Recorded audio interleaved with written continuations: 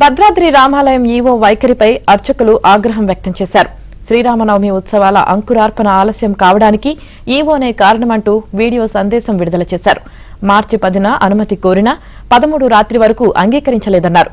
మతపరమైన సంప్రదాయాలు నిర్ణయించే అధికారం ప్రధాన అర్చకులు, స్థానాచార్యులకు మాత్రమే ఉంటుందన్నారు.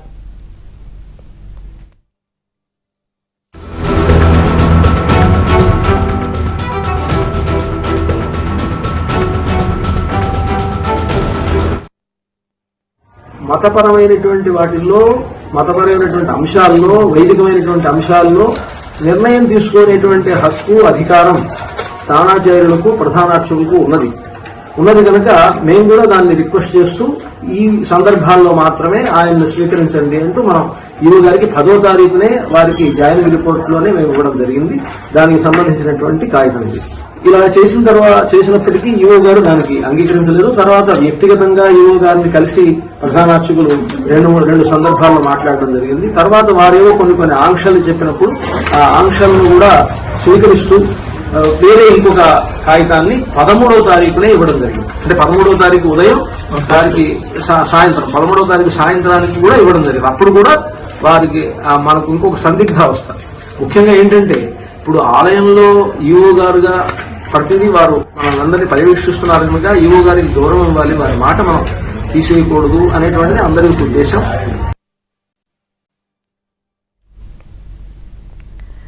భద్రాద్రి రామాలయం ఈవో వైఖరిపై అర్చకులు ఆగ్రహం వ్యక్తం చేశారు. ఇక దీనికి సంబంధించి పూర్తి సమాచారం మా ప్రతినిధి రవి అందిస్తారు. రవి, భద్రాచలం రామాలయంలో అర్చక సిబ్బందికి ఈవోకు మధ్య ఉన్న విభేదాలతో ఎంతో ప్రతిష్టాత్మకమైన రామాలయంలో పూజా కైంకర్యాల్లో అపచారం చోటు చేస్తుందని కూడా భక్తులు తీవ్ర ఆగ్రహం వ్యక్తం చేస్తున్నారు. భద్రాచలం రామాలయం అంటే దేశంలో ఎంతో ప్రసిద్ధి చెందిన రామాలయం. శ్రీరామనవమి కళ్యాణ ఉత్సవాల్లో భాగంగా 2 రోజుల క్రితం హోలీ నాడు చూసుకున్నట్టయితే అంకురార్పణ కార్యక్రమానికి సంబంధించి రగడ పెద్ద వివాదాస్పదంగా మారింది. మతపరమైన విశ్వాసాల్లో అవగాహన లేని ఈవో మొండిపట్టు వల్ల ఈ వివాదం అంతా కూడా నెలకొంది. మొత్తం అర్చకుల వివరణ చూసుకున్నట్టయితే అంకురార్పణ కార్యక్రమంలో రామాలయం ఆలయానికి సంబంధించి బ్రహ్మస్థానంలో ఉన్న అర్చకుడిని ఆ పూజా కైంకర్యంలో పాల్గొనకుండా ఈవో అడ్డుపడడం వల్ల అంకురార్పణ కార్యక్రమం 3.5 గంటల పాటు ఆలస్యంగా జరిగింది. భద్రాచలం రామాలయం చరిత్రలో గతంలో ఎన్నడూ లేని విధంగా ఒక అధికారి కారణంగా అర్చకులంతా మూకుమూడిగా నిరసన తెలిపారు 3.5 గంటల పాటు.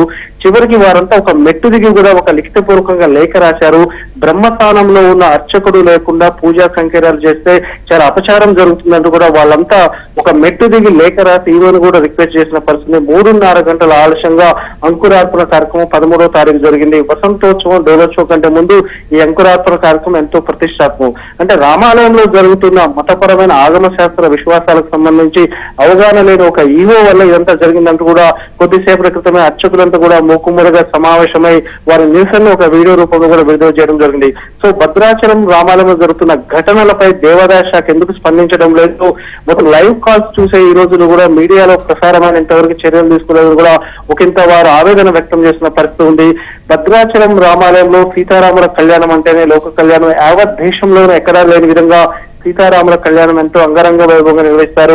సో సీతారాముల కళ్యాణానికి సంబంధించి హోలీ నాడు చూసుకున్నట్టయితే రాముని కళ్యాణంగా తీర్చిదిద్దడానికి అంకురార్పణ కార్యక్రమం ఎంతో ప్రతిష్టాత్మకమైంది. ఆ కార్యక్రమంలో బ్రహ్మస్థానంలో ఉన్న ఒక అర్చకుడు లేకుండా మీరు కార్యక్రమం చేయండి కూడా ఈవో 3.5 గంటల పాటు మొండి పట్టుగా ఉండడంపై కూడా ఇది పెద్ద చర్చనీయాంశంగా మారింది. భక్తులు కూడా తీవ్ర ఆగ్రహం వ్యక్తం చేస్తున్నారు. ప్రభుత్వం దీనిపై చర్యలు తీసుకుని రామాలయంలో ఇలాంటి ఘటనలు పునరావృతం కాకుండా చర్యలు తీసుకోవాలని కూడా కోరుతున్నారు. Right, thank you Ravi.